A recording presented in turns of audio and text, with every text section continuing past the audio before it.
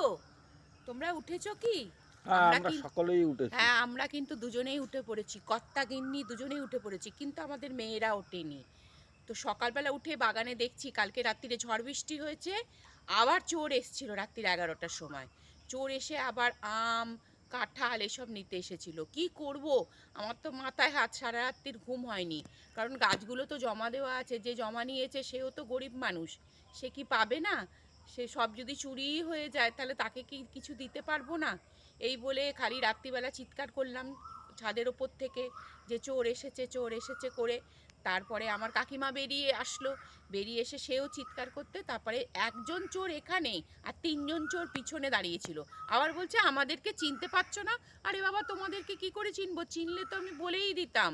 কীরকম সাহস, চিন্তা করো তো, কি অবস্থা। তো যাই হোক, তোমাদেরকে বলা হয়নি। গুড মর্নিং, সবাই ভালো থাকবেন, সুস্থ থাকবেন। যাই আমি বাগানের দিকে আরেকটু ঘুরে আসি, কোথায় কি হয়েছে দেখে আসি। টাটা।